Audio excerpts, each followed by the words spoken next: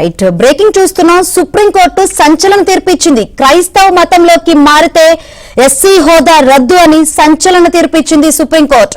మరిన్ని వివరాలు అందించేందుకు మా ఢిల్లీ బ్యూరో చీఫ్ కృష్ణ సిద్ధంగా ఉన్నారు. కృష్ణ, ఏంటి సంచలన తీర్పు సంబంధించి అప్డేట్స్? శంకరి, ఇదొక సంచలనమైనటువంటి తీర్పు అని చెప్పచ్చు. ఎందుకంటే క్రైస్తవ మతంలోకి మారితే ఈ యొక్క ఇంతవరకు పొందుతున్నటువంటి ఏదైతే రిజర్వేషన్ యొక్క ఫలాలను చూడడానికి ఉండదు.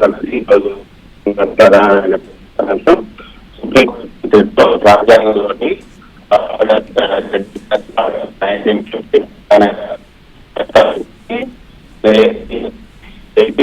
సామాజిక న్యాయ వర్గాల చర్చ కూడా అందిస్తుంది. ఆంధ్రప్రదేశ్ హైకోర్టు తీర్పు సమర్పిస్తూ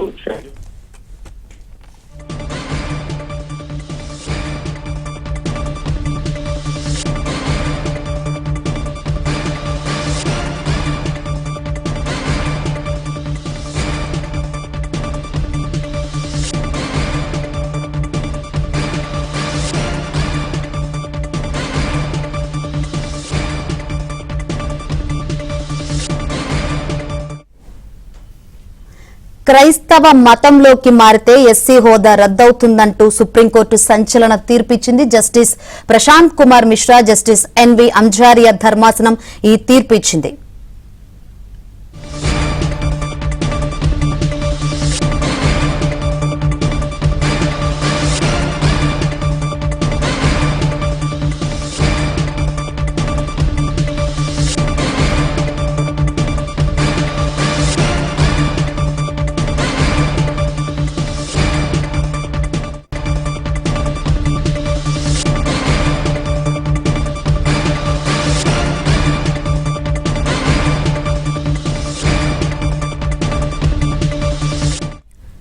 క్రైస్తవ మతంలోకి మారితే ఎస్సీ హోదా రద్దవుతుందంటూ సుప్రీంకోర్టు సంచలన తీర్పిచ్చింది.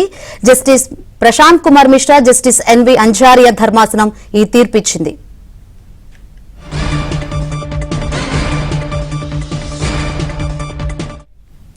గుంటూరు జిల్లా పిట్లవానిపాలెంలో పాస్టర్ గా పనిచేస్తున్న వ్యక్తిపై జరిగిన దాడిపై అట్రాసిటీ కేసు నమోదు చేశారు. బాధితుడు దశాబ్ద కాలంలో పాస్టర్ గా ఉంటున్నారని, ఘటన జరిగిన సమయంలోనూ ప్రార్థనలు చేస్తున్నారని కోర్టు గుర్తించింది.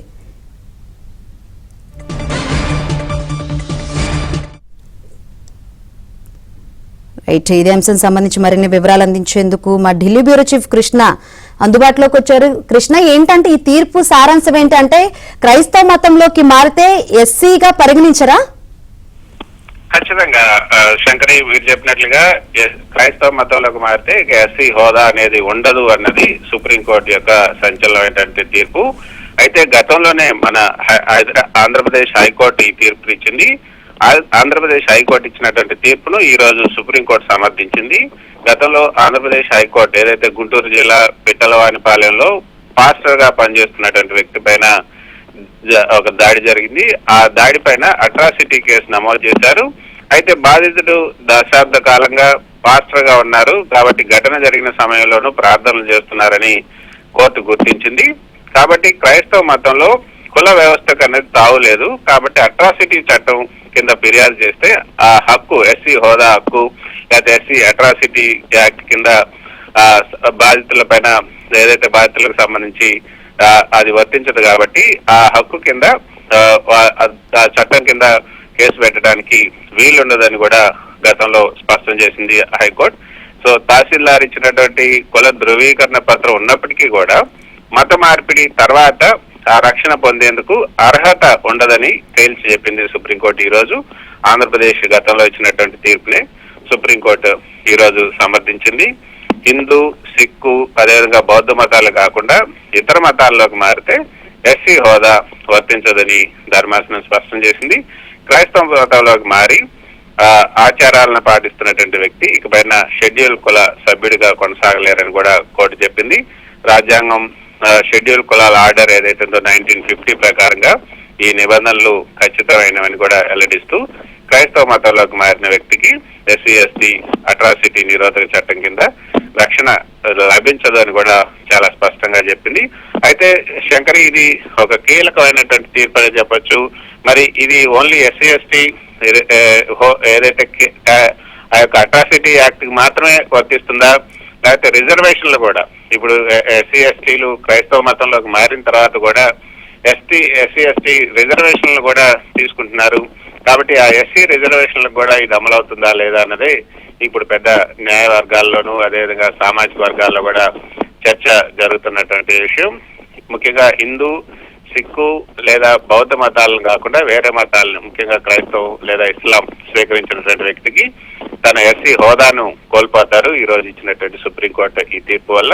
ముఖ్యంగా ఏంటంటే కేవలం పేరు మార్చుకోవడం మాత్రమే కాదు, ఒక వ్యక్తి క్రైస్తవ మతాన్ని స్వీకరించి ఆ మత ఆచారాలను పాటిస్తున్నట్టు రుజువైతే వారు ఎస్సీ రిజర్వేషన్లకి ఇక అనర్హులు అవుతారు.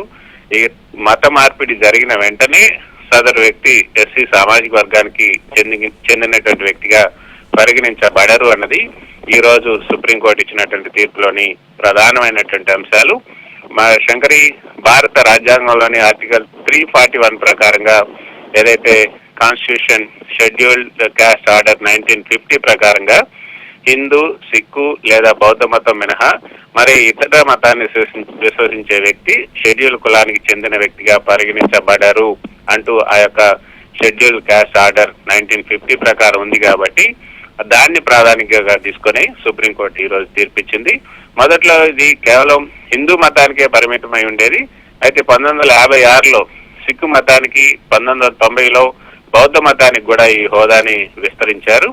క్రైస్తవ, ఇస్లాం మతాల్లో కుల వివక్ష లేదనే తర్కంతోనే వీరికి ఈ హోదాని కల్పించలేదు. కాబట్టి ఈ కేసు ఆంధ్రప్రదేశ్ కి చెందినటువంటి ఒక వ్యక్తి ఎస్సీ సర్టిఫికెట్ తో ప్రయోజనాలు పొందడం పైన దాఖలైనటువంటి పిటిషన్ నుంచి మొదలైంది. సదరు వ్యక్తి క్రైస్తవ మతాన్ని స్వీకరించి చర్చి కార్యక్రమాల్లో కూడా పాల్గొంటున్నారు అంటూ ఆధారాలతో కూడా నిరూపితం కావడంతో హైకోర్టు అతని ఎస్సీ హోదాను రద్దు చేసింది. దీన్ని సుప్రీంకోర్టు ఇప్పుడు సమర్థించింది. అయితే దీని ప్రభావం ఏ విధంగా ఉండే అవకాశం ఉంటుంది అన్న దాని మీద కూడా మనం చూస్తే ఈ తీర్పు వల్ల సామాజికంగా అదేవిధంగా రాజకీయంగా కొన్ని కీలక పరిణామాలు సంభవించే అవకాశం అయితే ఉంది. శంకరి, రిజర్వేషన్ల దుర్వినియోగాన్ని కట్టడి చేసే అవకాశం ఉంటుంది. మతం మారిన తర్వాత కూడా ఎస్సీ హోదాని వాడుకుంటూ double benefit, minority plus SC, ఈ యొక్క డబుల్ బెనిఫిట్ పొందుతున్న వారిపైన ఇది ప్రభావం చూపే అవకాశం